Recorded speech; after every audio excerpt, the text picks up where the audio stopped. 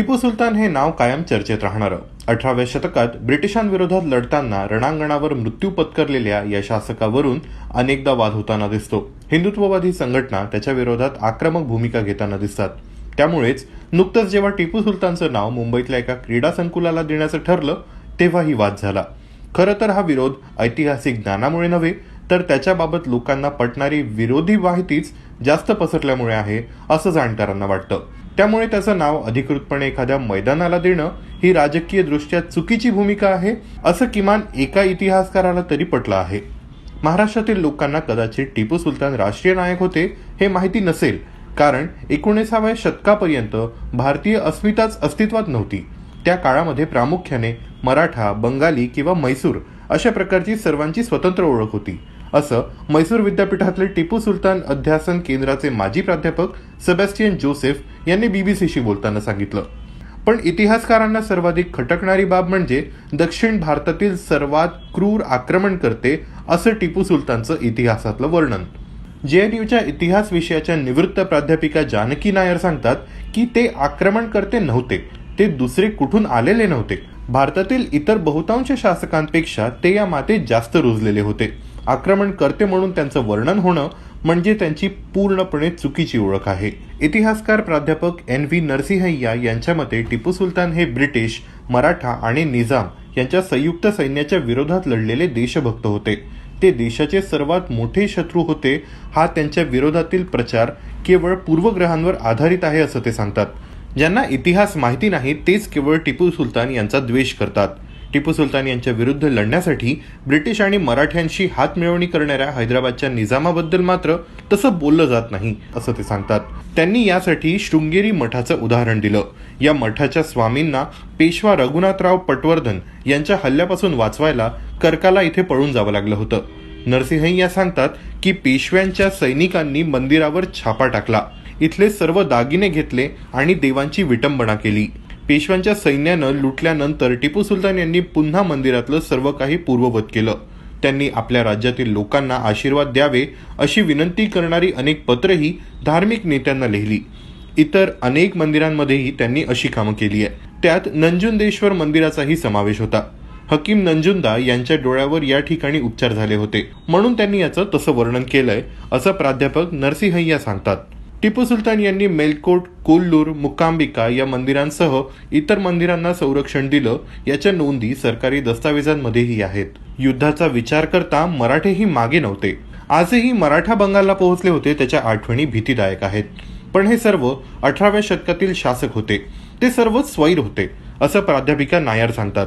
पण सध्या भूतकाळाचा वापर हा इतिहास समजून घेण्यासाठी न करता पूर्वग्रह निर्माण करण्यासाठी केला जातोय असंही त्या म्हणाल्या. जानकी नायर सांगतात की टिपू सुलतान यांच्याबाबत आता छळ आणि बळजबरी धर्मांतर करणारे ही प्रतिमा आहे. पण 18व्या शतकातील संबंध हे अशाच प्रकारचे होते. त्यांच्या व्यक्तिमत्वाबद्दलच्या माहितीत अनेक बदल झाले आहेत. सर्वप्रथम ब्रिटिशांनी त्यांचं वर्ण जुलमी असं केलं, पण ते ब्रिटिशांशी लढले आणि रणांगणातच त्यांचा मृत्यू झाला. पण नंतर ही सर्व माहिती मिटवण्यात आली. याचं कारण म्हणजे ते मुस्लिम होते आणि इतर राज्यकर्त्यांप्रमाणेच तेही शत्रूला निर्दयीपणे संपवत होते. शिवाय आकडेवारी वाढवून सांगितली जात असली तरी त्यांनी धर्मांतरही करायला लावलं होतं. पण हिंदू बहुल असलेल्या देशात मोठ्या प्रमाणावर धर्मांतर करून त्यांना राज्य चालवता आलं नसतं असंही नायर सांगतात.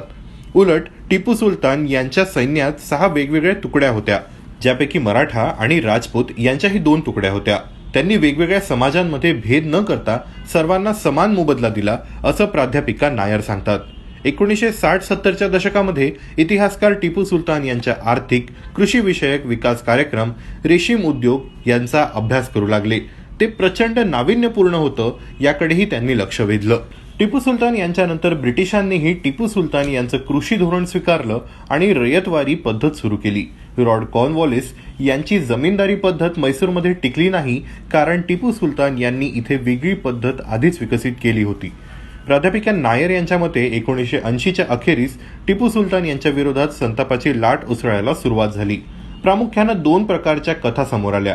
त्यातली एक म्हणजे तथाकथित धर्मांतराची आणि कन्नड भाषेला प्रोत्साहन न देण्याची. मंदिरांची नासधूस हा देखील एक मुद्दा होता. हे संपूर्ण संमिश्र असं चित्र होतं, कारण त्यांनी मंदिरांना मदत केल्याचेही अनेक पुरावे आहेत. अगदी उजव्या विचारसरणीचे इतिहासकार म्हणून ओळखले जाणारे सूर्यकांत कामत यांनीही त्यांच्या ऐतिहासिक लिखाणामध्ये टिपू सुलतान यांना योग्य स्थान दिलंय. पण गेल्या 2 दशकात बरंच काही बदललंय असं नायर सांगतात. इतिहासकारांच्या मते गेल्या काही दशकात झालेल्या संशोधनानुसार नेमका इतिहास आणि लोकांचा याबाबतचा सार्वजनिक समज यात स्पष्टपणे विसंगती आहे. त्याची विविध कारणं आहेत.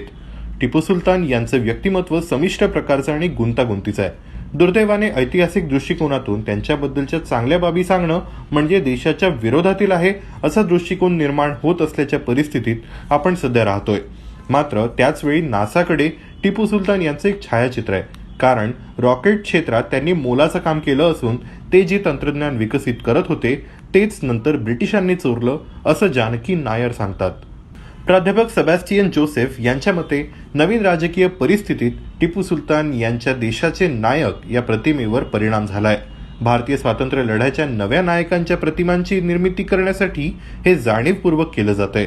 खऱ्या राष्ट्रीय नायकांना खाली खेचण्याचा हा प्रयत्न आहे असं ते सांगतात. बीबीसीसाठी इम्रान कुरेशी यांच्या लेखावर आधारित हा व्हिडिओ तुम्हाला कसा वाटला खाली कमेंट्समध्ये नक्की सांगा. अशाच माहितीपूर्ण व्हिडिओसाठी नक्की भेट द्या bbcmarathi.com ला आणि सबस्क्राईब करा BBC मराठीचं YouTube चॅनल.